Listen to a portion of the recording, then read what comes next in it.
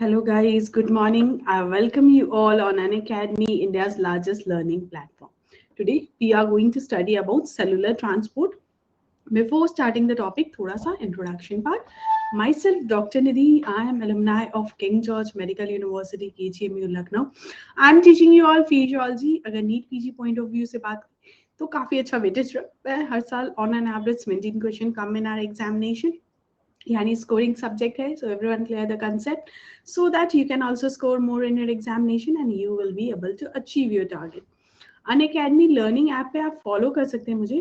My page is unacademy.com/@kgmc. यहाँ पे follow कर लीजिए ताकि आपको classes के notification मिलते रहे. कभी भी कोई course launch होगा या कोई classes होंगी तो आपको notification मिल जाएगा. This is my referral code Dr. Nidhi. If you want to join any paid course, you can use this referral code to get instant 10% discount.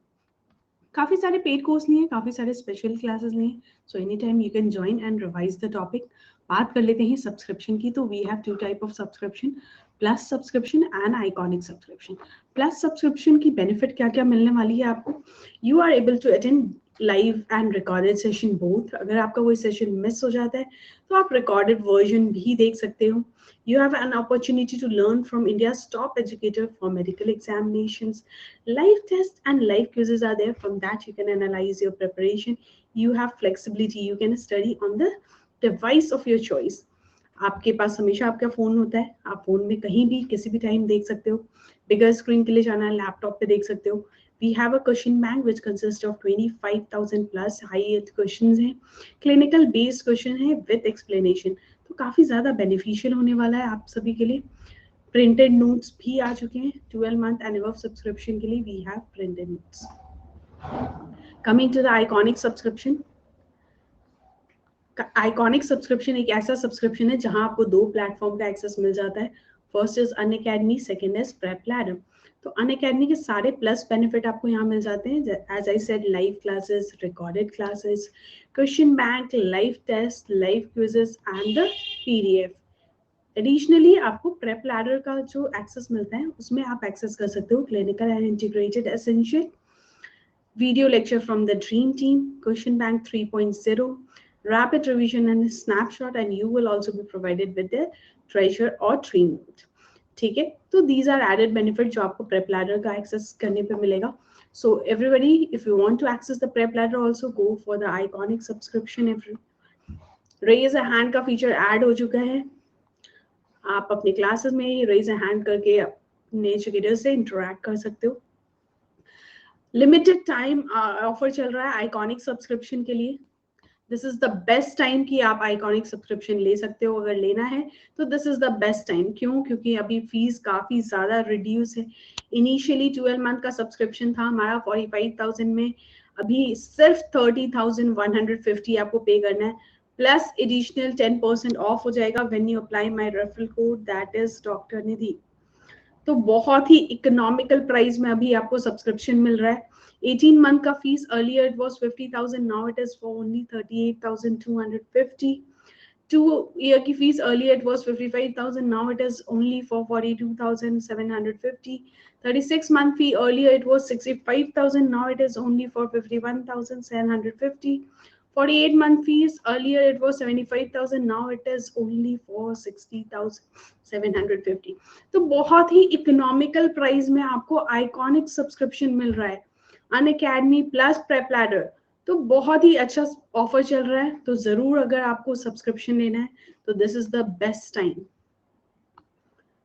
Plus subscription fee structure की बात कर लेते हैं तो 4 year की fees है 60,000, 36 month fee is 50,000, 24 month fee is 40,000, 18 month fee is 32,500, 1 year fee is 27,500, 6 month fee is 22,500, 3 month fee is 12,500, 2 month fee is 7,500 only. Plus यहाँ पे भी आपको एडिशनल 10% ऑफ मिल जाएगा when you apply my referral code, that is doctor Nidhi. Special classes, as you all know, we have live classes, we have poll feature, raise a hand feature, you get notification of every lecture, and after lecture you can download the PDF and revise it anytime, anywhere.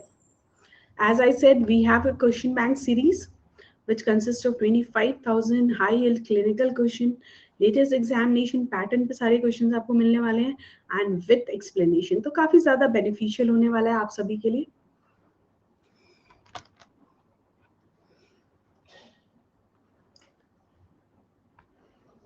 कुछ batches जो start हो चुके हैं, target next 2022 batches, focus FMG batches for FMG 2021 and clinical examination and procedure batches, सारे batches 15 सितंबर से start हो चुके हैं।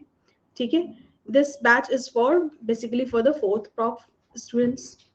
ठीक है, तो अपनी रिक्वायरमेंट के हिसाब से आप अपना एनरोलमेंट कीजिए एंड अपनी प्रिपरेशन स्टार्ट कर सकते हैं।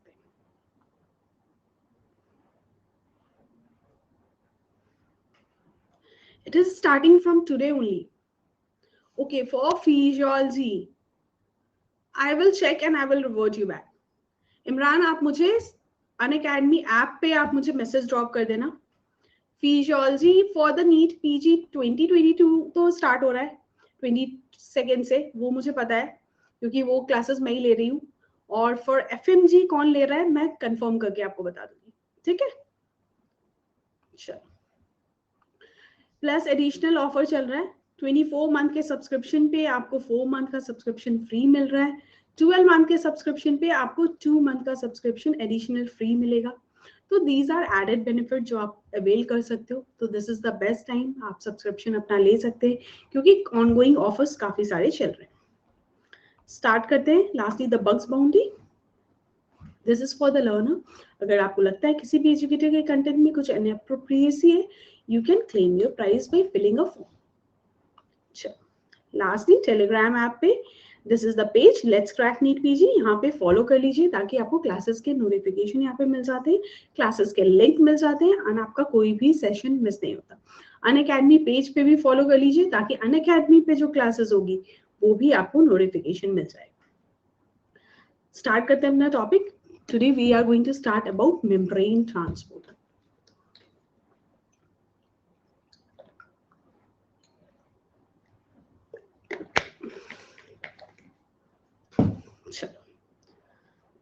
तो मेम्ब्रेन ट्रांसपोर्ट समझने के लिए सबसे पहले हमें जानना जरूरी है what are the transport protein present in our membrane. तो basically we have 4 type of transport protein, pores, channel, carrier and pump. ठीक है, इन सब में क्या डिफरेंस है, क्या बेसिक स्ट्रक्चरल डिफरेंस है, वो अब हम देखेंगे। First coming to the pores. Pores ऐसा स्ट्रक्चर होता है, protein structure that is always open. ठीक है, एग्जाम्पल की बात करें, we have aquaporin, we have perforin, they are responsible for the water movement, so they are the classical example of pores, aquaporin and perforin. ठीक, चलो next coming to the channel protein. After pore we have channel protein. तो simple diffusion हमारा जब भी होता है that is from the channel protein only. ठीक है, याद रहेगा, सिंपल डिफ्यूजन किसके थ्रू होता है, चैनल प्रोटीन के थ्रू होता है। Different type of channel proteins are there. इसमें सबसे पहली कैटेगरी होती है लीकी चैनल्स। तो इसमें आपने पढ़ा होगा sodium leaky channel, potassium leaky channel, almost all cell में प्रेजेंट होता है, they are the leaky channel. Next categories में आती है gated channel. As the name suggest it is gated by something. ठीक है, इसमें भी डिफरेंट कैटेगरीज है। First is voltage gated, means at particular voltage only this channel protein will open up. ठीक है, like sodium channel in nerve membrane, potassium channel in nerve membrane. Sodium channel कब open होता है nerve membrane में, sodium channel कब open होता है, जैसे ही थ्रेशोल्ड लेवल इंक्रीज होता है या फायरिंग लेवल पे रीच होता है हमारा potential, then only our voltage gated sodium channel gate open. So they are the voltage gated ion channels.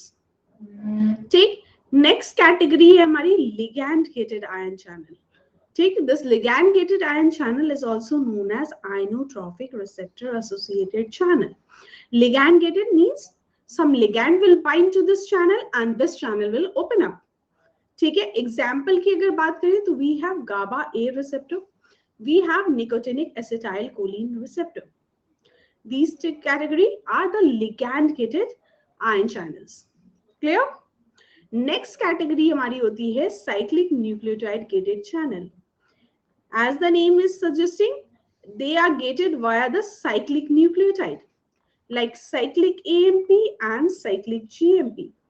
Means they will open up only when cyclic AMP or cyclic GMP will bind to this channel. ठीक, example की बात करें तो we have GABA B, we have muscarinic acetylcholine receptor. ठीक है, nicotinic acetylcholine receptor is a ligand gated. Muscarinic acetylcholine receptor is cyclic nucleotide gated channel. And the most important one is HCN channel. पता है किसी को HCN channel कहाँ present होता है?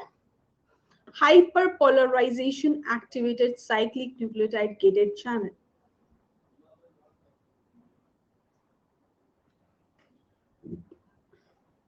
Anyone? HCN channel कहाँ present होता है?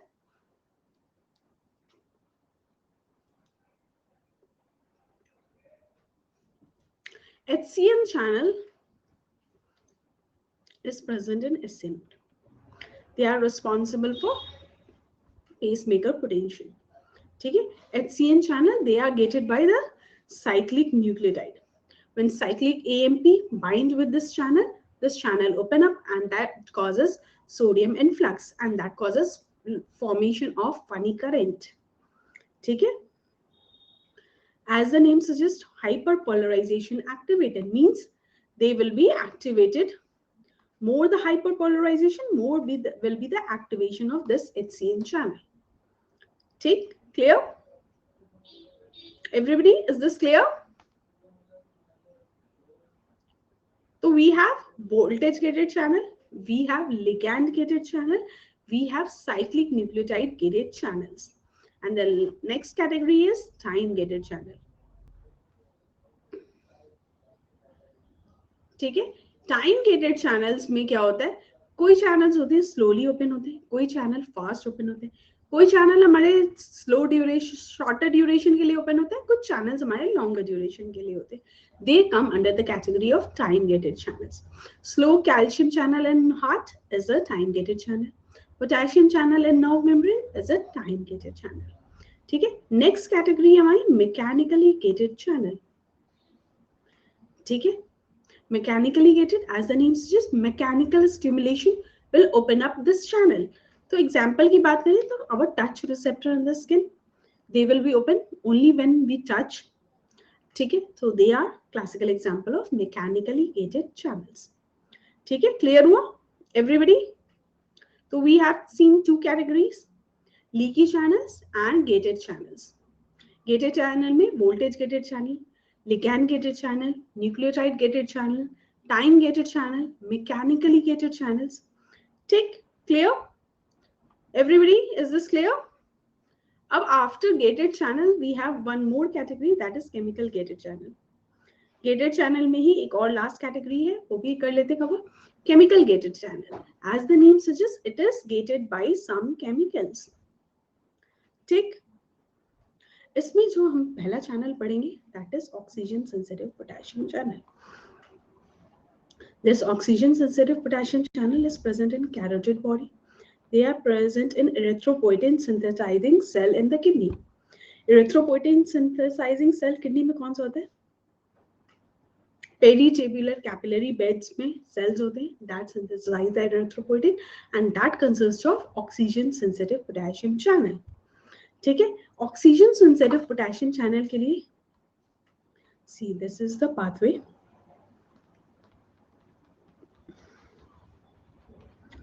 Oxygen sensitive potassium channel. ठीक है, ऑक्सीजन सेंसिटिव पोटेशियम चैनल कहाँ प्रेजेंट होता है? हमारे लंग्स एपिथेलियल में. ठीक है, उसकी स्मूथ मसल लाइनिंग में we have this oxygen sensitive potassium channel, and whenever there is hypoxia, major organ में क्या होता है? In major organ vasodilation occurs. ठीक है, but there is an exception. In our lung, vasoconstriction occurs. And this vasoconstriction is due to only and only presence of this oxygen sensitive potassium channel.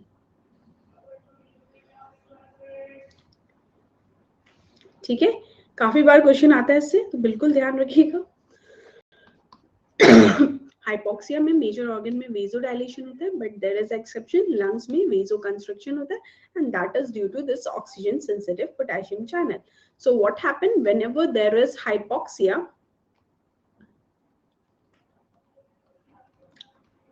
that closes this oxygen sensitive potassium channel. ठीक है, क्या हो जाएगा, close हो जाएगा.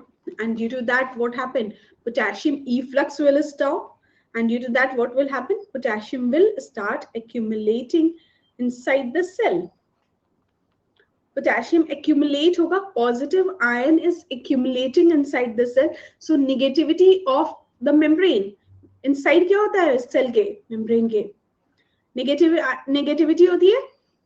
Resting membrane potential is always negative, but as positive ion is accumulating, negativity inside the cell will decrease, and due to that what will happen, positive side में हमारा potential reach करेगा, and that phenomena is known as depolarization. So as a result depolarization will occur. ठीक है, depolarization होगा, voltage increase होगा, and जैसे ही हमारा voltage increase होगा, voltage gated calcium channel,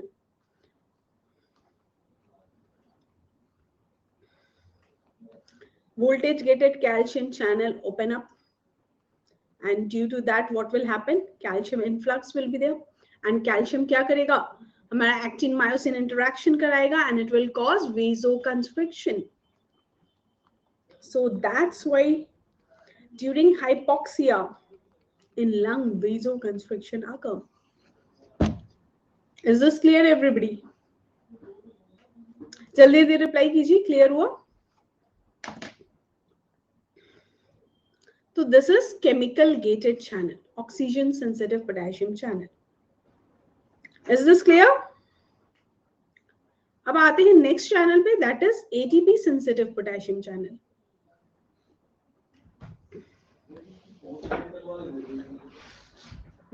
ATP sensitive potassium channel कहाँ present होता है, pancreatic beta cell में present होता है, and they are responsible for release of insulin. ठीक है, कैसे होता है इसकी भी मैकेनिज्म पूरी है, बिल्कुल ध्यान से देखना. ग्लूकोज हमारा पैनक्रेटिक बीटा सेल में इंटर करेगा, ग्लाइकोलाइसिस विल अकर. ठीक है, ग्लाइकोलाइसिस होगा, ATP will be released, and ATP release होगा तो एटीपी सेंसिटिव पोटेशियम चैनल क्या हो जाएगा, ओपन अप हो जाएगा, and sorry it will close, not open up, it will close down. ठीक है, ATP sensitive potassium channel close होगा. Same thing, potassium accumulation will be there, depolarization will be there, voltage gated calcium channel open up.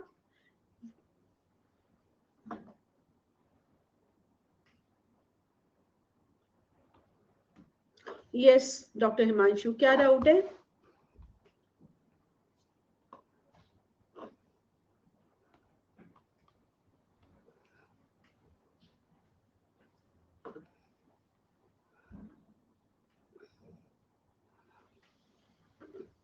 Doctor Himanshu आप पूछ सकते हैं, क्या question पूछना है?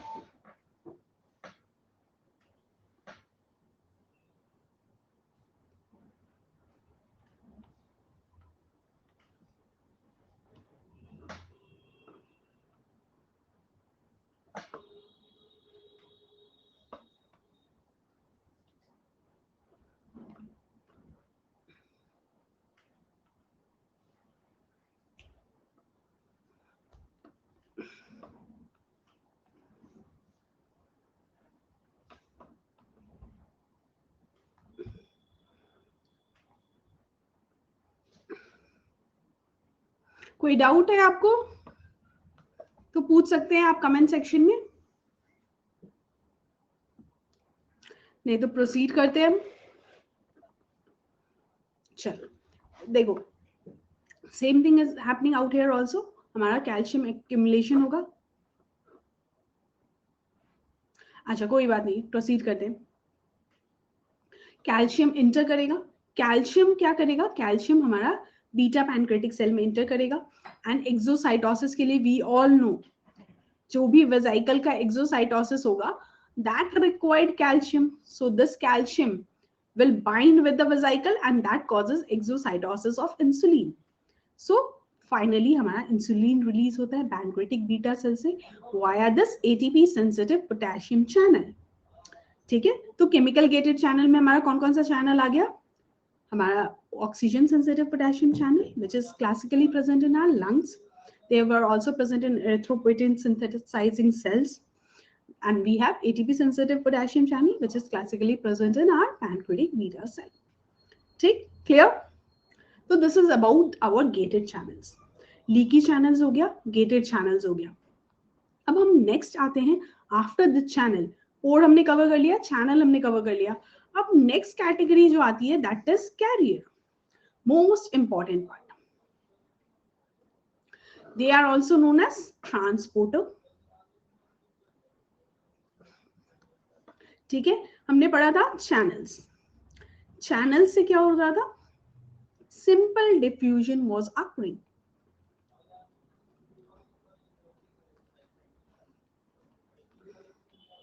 ठीक, next category हम आ गए carrier पे. They are also known as transporter and they are responsible for facilitated diffusion and secondary active transport. Most important point है, बिल्कुल ध्यान से समझिएगा. फैसिलिटेटेड डिफ्यूजन और सेकेंडरी एक्टिव ट्रांसपोर्ट दोनों में ही कैरियर और ट्रांसपोर्टर इन्वॉल्व होता है. सेकेंडरी एक्टिव ट्रांसपोर्ट सिम्पोर्टर हो या एंटीपोर्टर हो. सिम्पोर्टर एंटीपोर्टर अगर नहीं पता है आगे हम लेक्चर में कवर करेंगे. फिलहाल के लिए ये याद रखिए कि जहां पे भी फैसिलिटेटेड डिफ्यूजन हो रहा है या सेकेंडरी एक्टिव ट्रांसपोर्ट हो रहा है हमारा कैरियर या ट्रांसपोर्टर इन्वॉल्व होगा. एंड जहां पे भी कैरियर और ट्रांसपोर्टर इन्वॉल्व होता है वहां पे 3 characteristic feature will be seen: stereo specificity, saturation and competition. Stereo specificity का मतलब some substance has 2 isomer, L isomer and R isomer. ठीक है, तो किसी एक पर्टिकुलर आइसोमर को ही वो स्टीरियो आइसोमर को ही वो अलाउ करेगा. ठीक है, अगर एल आइसोमर को अलाउ करता है तो सिर्फ एल आइसोमर वाले ही सब्सटेंस उस कैरियर के थ्रू ट्रांसपोर्ट होंगे. Saturation, after a certain period of time क्या होगा, हम initially they follow saturation kinetics by Michaelis and Menten. चलो इसे भी समझ लेते हैं.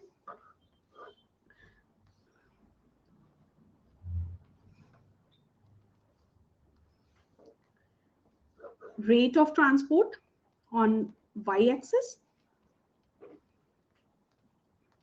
On x-axis, we take the concentration.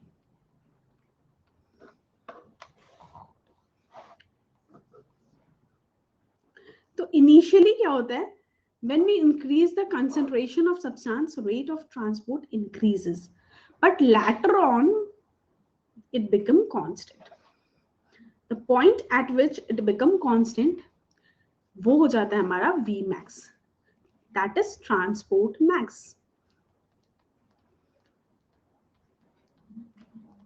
ठीक है, इनिशियली जब हम कंसंट्रेशन इंक्रीज करेंगे तो हमारा रेट ऑफ ट्रांसपोर्ट इंक्रीज होता है. After a certain period of time saturation point occurs.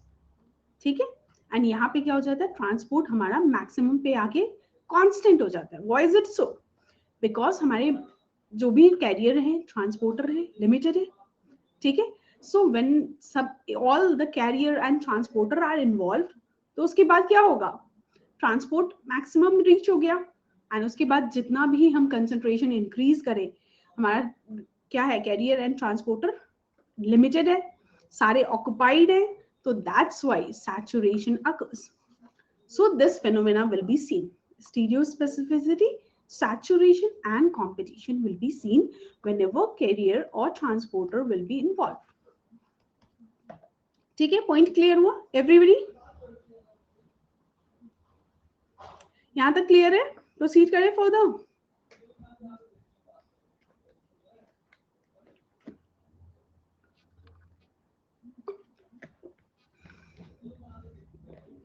जल्दी जल्दी रिप्लाई कीजिए, क्लियर हुआ?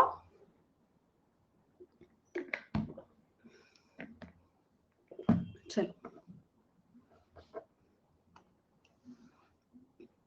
अब जो ये स्लाइड है ये काफी इंपॉर्टेंट है, क्योंकि इस साल इसी स्लाइड से एक क्वेश्चन था। जो ग्लूकोज ट्रांसपोर्ट होता है हमारे मोस्ट ऑफ द ऑर्गन में, मोस्ट ऑफ द सेल में ग्लूकोज ट्रांसपोर्ट होता है via the facilitated diffusion, that is via the gut. ठीक है, exception is there, we have GIT and kidney.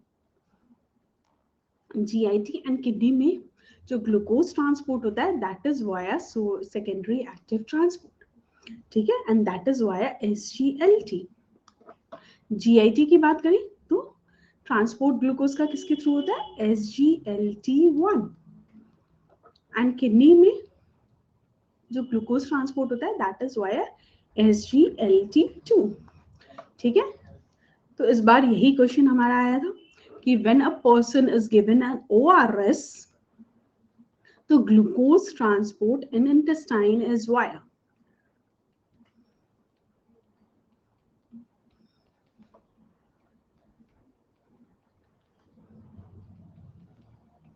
ठीक है, answer was SGLT1।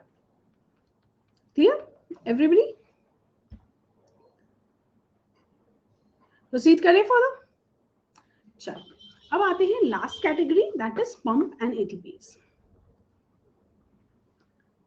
We have studied about ore, we have studied of channels, we have studied about carrier, and the last category is pump.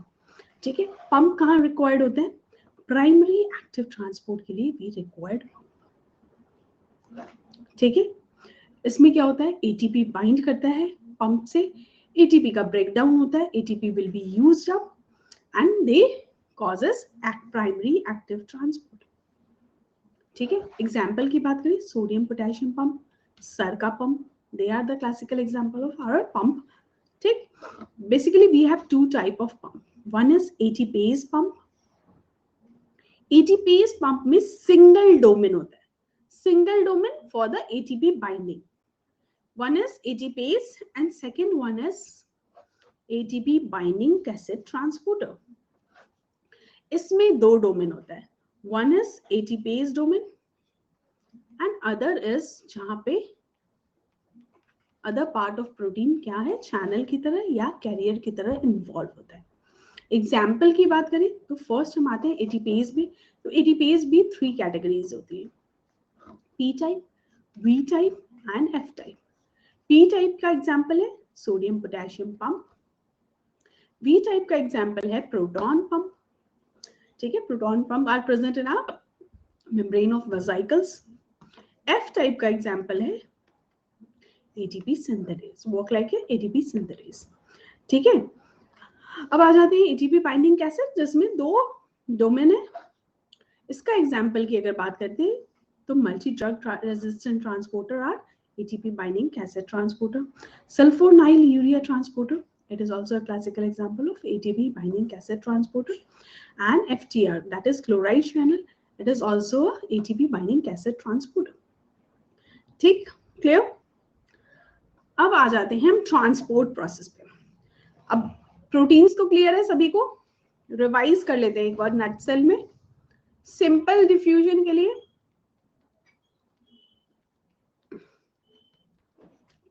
कौन सी protein required होती है, जल्दी जल्दी reply कीजिए।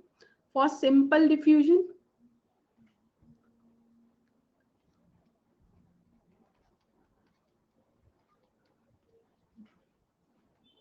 Anyone, for simple diffusion, for facilitated diffusion, for primary active transport,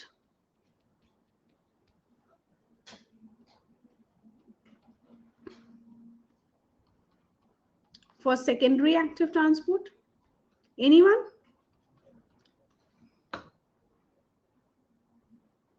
Simple diffusion के लिए channels are required। ठीक है, facilitated diffusion के लिए हमारा carrier और you can say transporter is involved।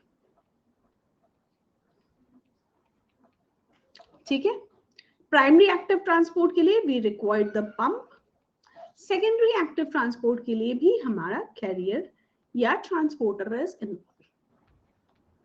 ठीक है, क्लियर हुआ?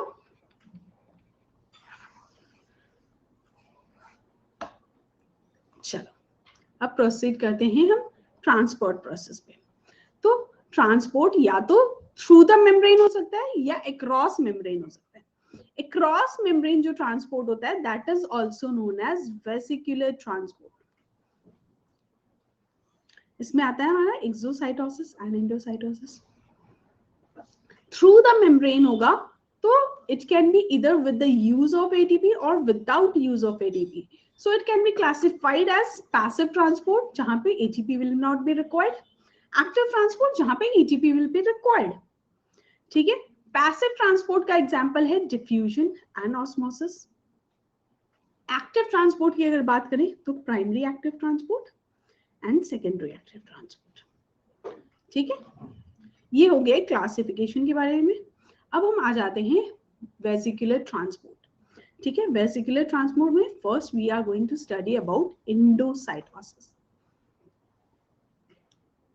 Endocytosis as the name is suggesting something is going inside the cell. ठीक है, large molecule or foreign substance is going inside the cell, so it can be either in the form of liquid or in the form of solid. If it is in the form of solid, it is also known as phagocytosis, which is also known as cell eating. If it is in the form of liquid, it is also known as pinocytosis, which is also known as cell drinking. And the last category is the clathrin mediated endocytosis. This clathrin molecule also help in some form of endocytosis. तो ये काफी बार question आता है, बिल्कुल याद रखिएगा everybody. तो we have three category of endocytosis: phagocytosis, pinocytosis and clathrin mediated endocytosis. ठीक, अब आते हैं नेक्स्ट कैटेगरी पे, that is exocytosis.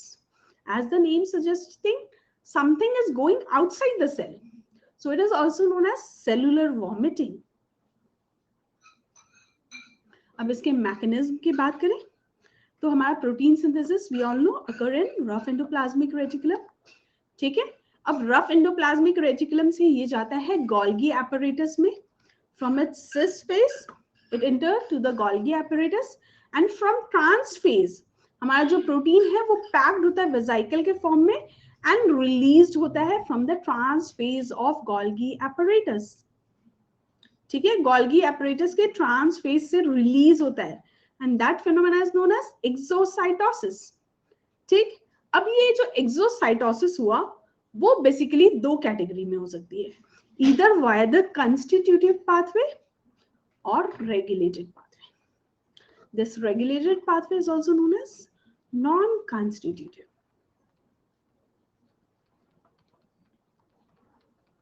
Regulate first coming to the constitutive pathway, vesicle का फॉर्मेशन हुआ और वेसिकल जाके प्लाज्मा मेम्ब्रेन से फ्यूज हो जाए एंड रिलीज कर दे अपना सब्सटेंस, दैट इज कंस्टिट्यूटिव। ठीक है, बनते ही फ्यूज हुआ और रिलीज हो गया।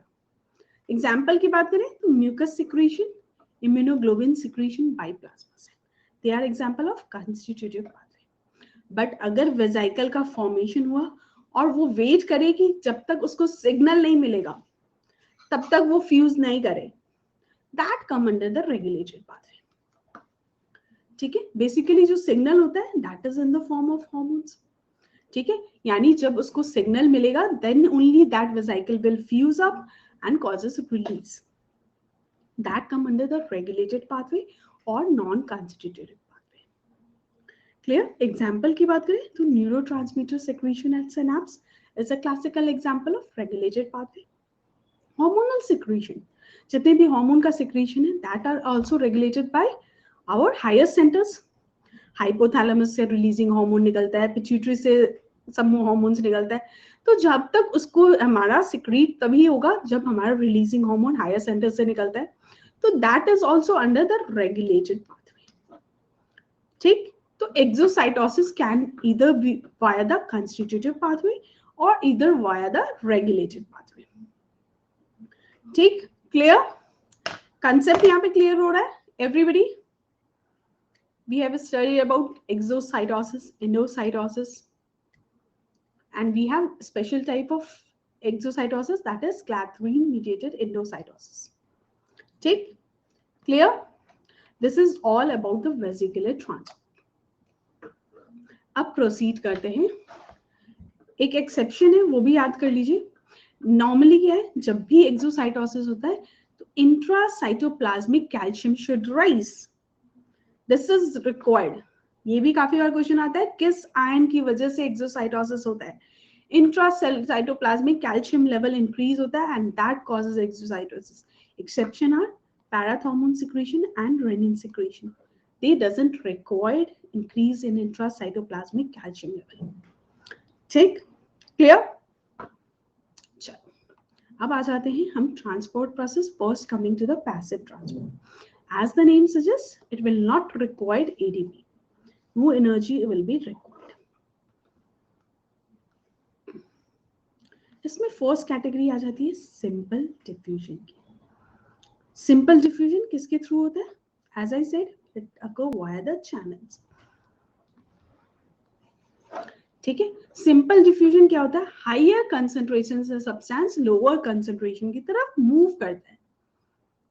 ठीक है, एंड कंसंट्रेशन ग्रेडियंट की वजह से एक काइनेटिक एनर्जी डेवलप करता है जिसकी वजह से मूवमेंट होता है. ठीक, यहाँ पे कोई भी कैरियर इन्वॉल्व नहीं है because out here channels are involve. अब जब कैरियर इन्वॉल्व नहीं है तो ट्रांसपोर्ट मैक्स का कंसेप्ट नहीं आएगा. V max concept will not be applied out here. ठीक, एग्जाम्पल की बात करें तो सिंपल डिफ्यूजन हमारा diffusion of gases in the lung. Gaseous जो एक्सचेंज होता है that is why the simple diffusion. Higher concentration से लोअर कंसंट्रेशन की तरफ सब्सटेंस मूव करता है. ठीक है, see the diagram. This is our alveoli. This is our blood vessel. Here coming our deoxygenated blood. ठीक है, ऑक्सीजन कंसंट्रेशन कहाँ हाई है? हमारे एल्वियोलाई में हाई है. Oxygen concentration in deoxygenated blood is low. Carbon dioxide content in deoxygenated blood is high. Carbon dioxide content out here is low. So movement कहाँ से होगा? हायर कंसंट्रेशन से lower concentration की तरफ. यानी हायर कंसंट्रेशन से lower concentration की तरफ ऑक्सीजन मूव करता है. कार्बन डाइऑक्साइड हमारा ब्लड से एल्वियोलाई की तरफ मूव करता है. So this is the classical example of simple diffusion. Clear? और diffusion always follows the Fick's law. What does Fick's law state? Fick's law state that diffusion is directly proportional to the concentration gradient. जितना ज्यादा gradient होगा उतना faster rate of diffusion होगा. जितनी ज्यादा thickness of membrane होगी उतना कम rate of diffusion होगा. Rate of diffusion also depend upon solubility of substance. More the substance is lipid soluble, more will be the diffusion. It is inversely proportional to the size of molecule. More the size of molecule, lesser will be the diffusion. This is our fixed law.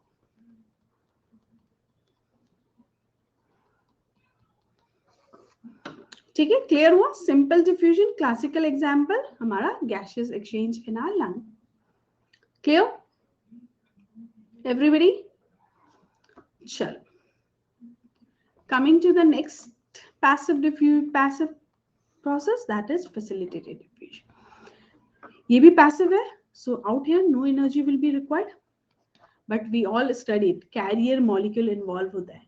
And जहां पे भी carrier molecule involve होगा we have concept of transport maximum, that is V max concept will be applied out here. Example, classical example है हमारा glucose transport in most of the organ is via this facilitated diffusion via this GLUT. Water transport via the aquaporin is also a classical example of facilitated diffusion. ठीक, clear? चलो, coming to the next passive process, that is osmosis. Osmosis में क्या होता है? Water molecule move करता है from lower concentration to higher concentration. ठीक है? See, this is our two chamber.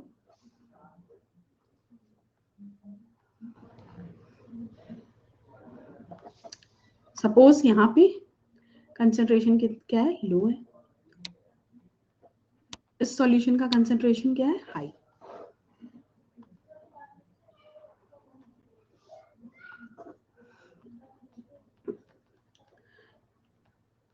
तो ऑस्मोसिस में क्या होता है? Water molecule move from lower concentration of solution, और you can say lower solute concentration से हाई कंसेंट्रेशन की तरफ हमारा वाटर मूवमेंट occurs.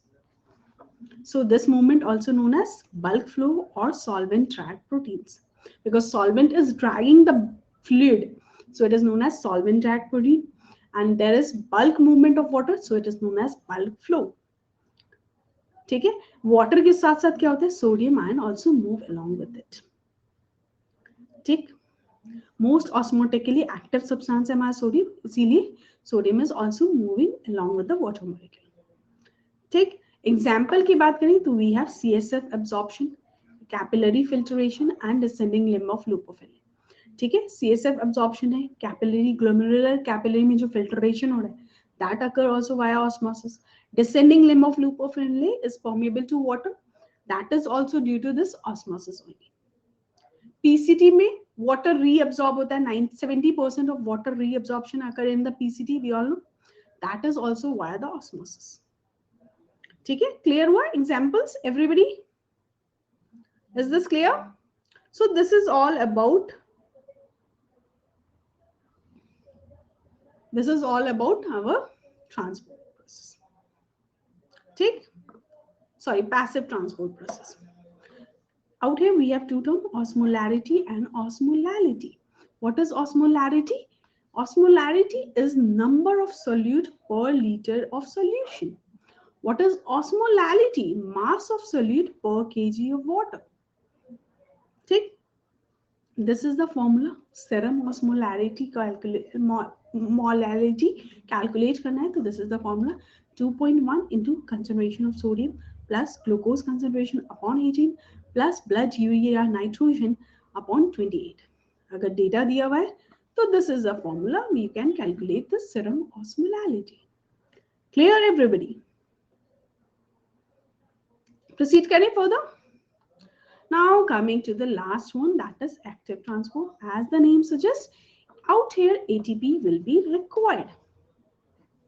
ठीक है, इसमें दो कैटेगरी आती है हमारी, primary active and secondary active transport. Primary active transport काफी बार बता चुकी, पंप्स विल बी रिक्वायर्ड, और यहाँ पे जो ATP यूज होता है that is used directly, this is the difference. ठीक है, पंप रिक्वायर्ड होता है यहाँ पे, और ATP जो यूज होगा वो डायरेक्टली यूज होता है यहाँ पे। एग्जाम्पल की बात करें तो our sodium potassium pump, calcium pump and proton pump, they are classical example of primary active transport. ठीक, clear? Primary active transport, pump will be required and ATP will be used directly. Point clear हुआ? चलो, अब आते हैं next category, that is secondary active transport. Secondary active transport के लिए क्या required होता है? कैरियर रिक्वायर्ड होता है। ठीक, ये भी काफी बार बता चुके हैं, सेशन में काफी बार हो चुका है, अब याद हो गया होगा। ATP बट यहाँ पे यूज जो होता है वो इनडायरेक्टली होता है। क्लियर हुआ difference?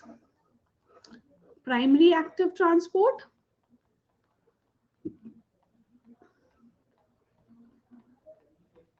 pump will be required and ATP will be used directly.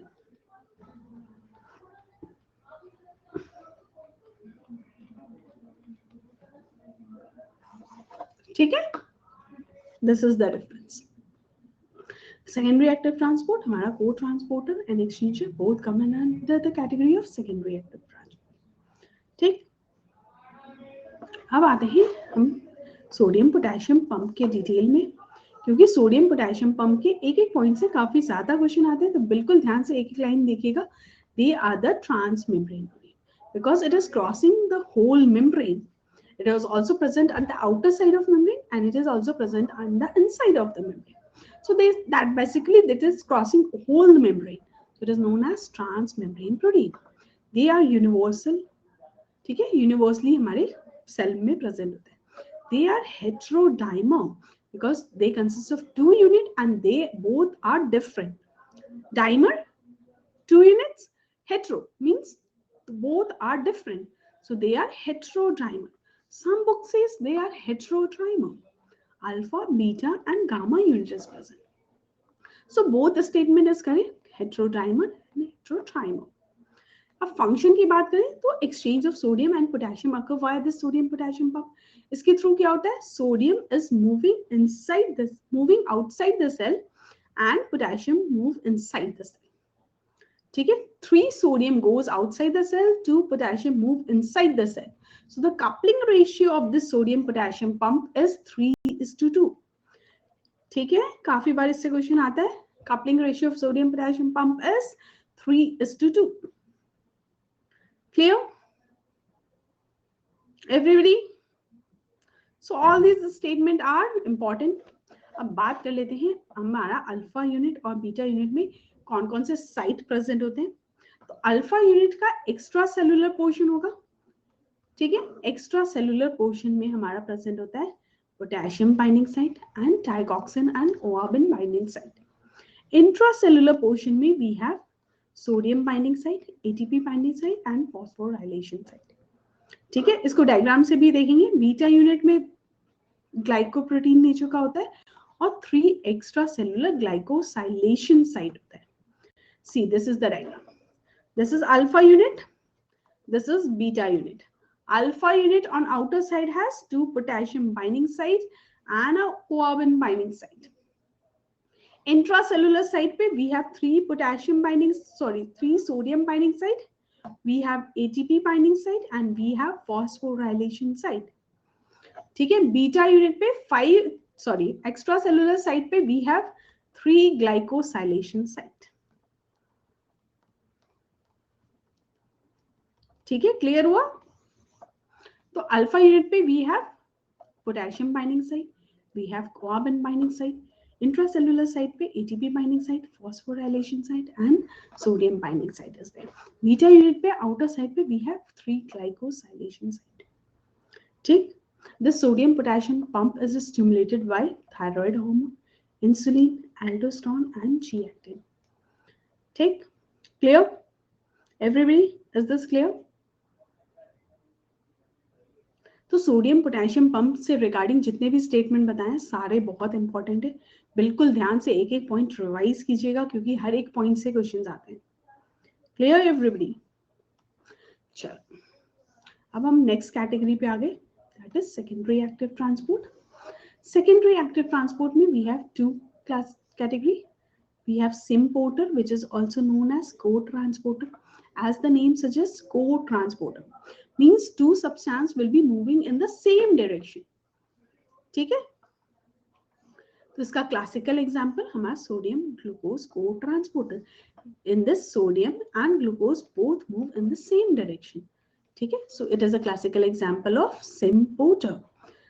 Discuss कर चुके. SGLT1 is responsible for glucose uptake in intestine. SGLT2 is responsible for glucose uptake in the kidney. ठीक, clear? चलो, next example of Symporter is sodium potassium twice chloride transporter. Loop of Henle में present होते हैं. They are also known as Barton channel. Why it is known as Barton channel? Because whenever there is mutation in the sodium potassium twice chloride co-transporter, it leads to the Bartter syndrome. So it is also known as Barton channel. ठीक है, and this Barton channel is blocked by loop diuretics. ठीक है, next example of Symporter is sodium iodide Symporter.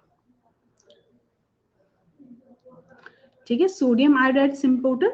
हम thyroid gland जब पढ़ोगे तो follicular cells होते हैं. Follicular cell are responsible for T3 and T4 production, and this T3 and T4 production requires sodium iodide Symporter. So this is also example of co-transporter. So we have 3 examples: sodium glucose co-transporter, we have sodium potassium twice chloride co-transporter, we have sodium iodide Symporter. ठीक, clear everybody? अब आ जाते हैं next category पे, that is antiporter. This antiporter is also known as exchanger. ठीक है, as the name suggest it is exchanging. two ion are exchanging, means they are moving in opposite direction. ठीक, इसमें जो एग्जाम्पल आता है that is sodium calcium exchanger.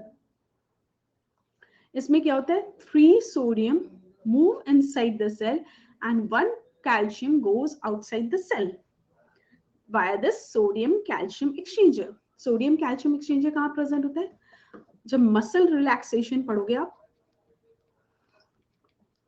So muscular relaxation के लिए क्या होना चाहिए, कैल्शियम लेवल डिक्रीज होना चाहिए. Calcium level should decrease, and to decrease the calcium level, calcium is pushed back into the Surca pump.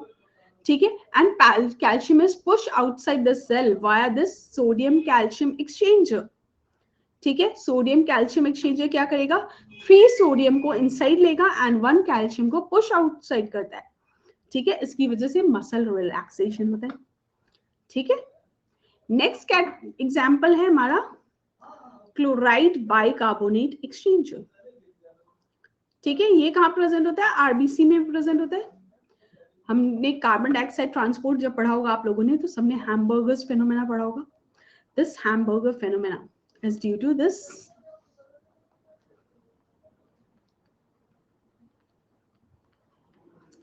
is via this chloride bicarbonate exchange. Take clear everybody. So we have symporter, we have antiporter. Clear हुआ. चल, last topic है इसमें membrane transport graph, which is also known as saturation kinetics. ठीक है, तो जहां पे भी चैनल्स रिक्वायर्ड होगा, कैरियर रिक्वायर्ड होगा, हमारा माइकलिस मेंटन का, ठीक है, माइकलिस मेंटन का सैचुरेशन काइनेटिक्स इन्वॉल्व होता है. नॉट द चैनल्स, जहां पे भी ट्रांसपोर्टर या कैरियर इन्वॉल्व होगा वहां पे माइकलिस मेंटन का सैचुरेशन काइनेटिक्स वर्क करता है. What does this state, initially when we increase the concentration of substance, rate of diffusion increases. ठीक है, but after certain period of time क्या होगा, the rate of diffusion become constant. Why is it so? Because all the transporter and all the carrier will be involved out there. ठीक, so whenever the saturation kinetics will be applied, हमारा Vmax का concept आएगा. That is transport max. After that, transportation will not increase.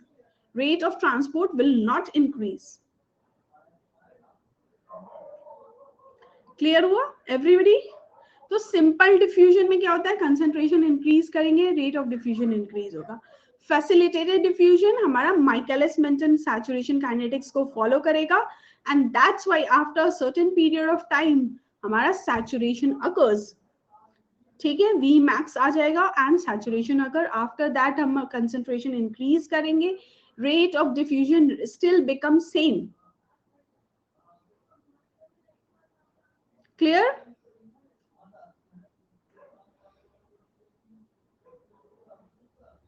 Everybody, is this clear?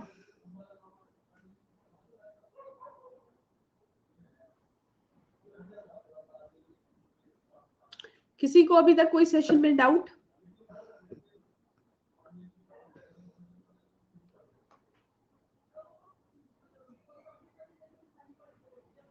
कुछ 5-10 minutes और बचे, हम कुछ questions कर लेते. Transport of neutral substance across the cell membrane occurs via pouring, ionophores, lipopolysaccharide or diffusion. Transport of neutral substance across the cell membrane occurs via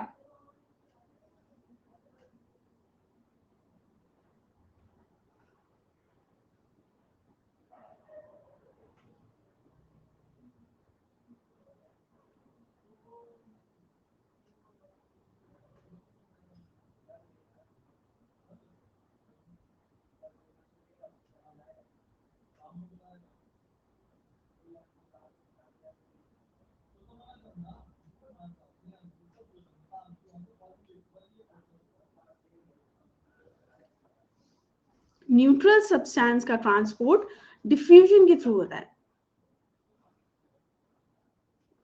ठीक है, जितने भी न्यूट्रल सब्सटेंसेस हैं, जितने भी गैसेस हैं, उसका ट्रांसपोर्ट हमारा डिफ्यूजन प्रोसेस के थ्रू होता है।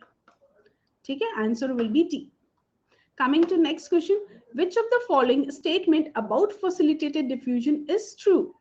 It is a form of active transport. It required a carrier transport. Rate of transport is proportionate to the concentration gradient. Required creatinine phosphate. Chalo, everybody answer this question. Which of the following statement about facilitated diffusion is true?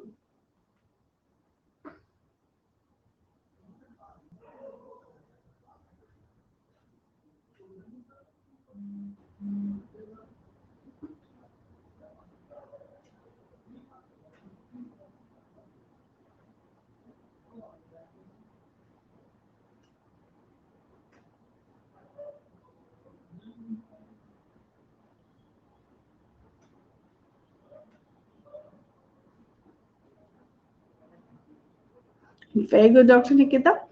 Answer is B only. हमारा passive process है. Rate of transport is proportionate to the concentration gradient. No, out here saturation kinetics will be involved because carrier is involved. So out here we have concept of Vmax. After Vmax, there is no proportionate relationship. ठीक है, out here energy is not required, so not required creatinine phosphate. So answer is only and only B. Is this clear, everybody? Sure. Coming to the next question. True about facilitated diffusion are all except occur in direction of concentration gradient, doesn't require energy, occur in direction opposite to electrical gradient, facilitated by the charge of molecule. True about facilitated diffusion is all except.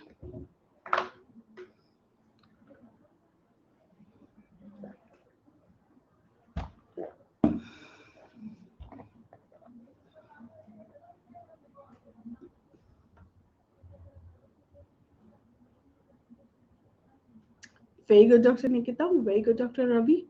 Rest of the person answer this question. Very good, Dr. Moni. Okay, बहुत लोगों का answer सही है. Very good, everyone. Occur in direction opposite to electrical gradient. हमारा chemical gradient, concentration gradient, electrical gradient के along होता है diffusion, not against.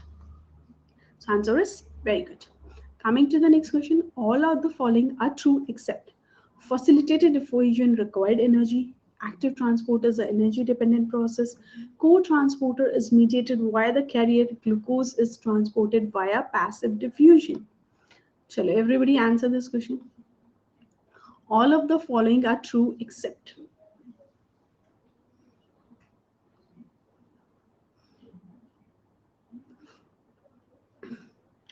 Very good, Dr. Priyanka. Rest of the person answer this question. Very good, Dr. Ashish.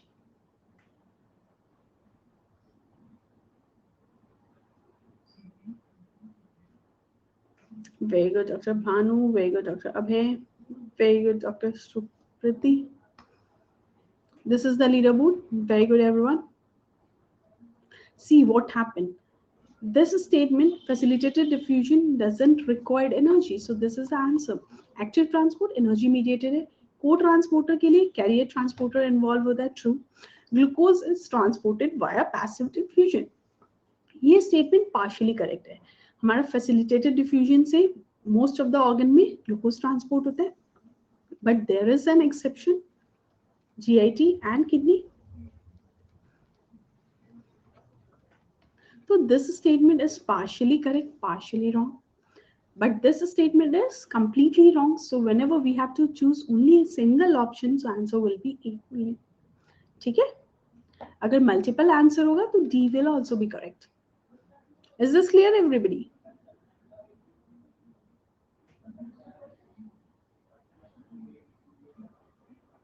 चलो, आज का session यही and करते हैं. Hope you all like the session. आज के सेशन में किसी को कोई डाउट?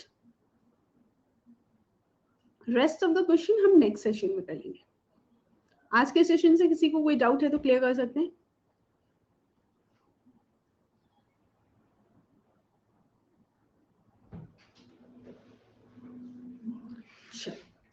अगर किसी को भी सब्सक्रिप्शन लेना है, do remember this referral code doctor Nidhi. to join any paid course, you can use this referral code to get instant 10% discount. ठीक है, that's all for today. Thank you so much everyone for joining. See you all in the next session. Telegram app पे follow कर लीजिए, वहां पे आपको classes के notification मिल जाएंगे. चलो, that's all. Thank you so much everyone for joining.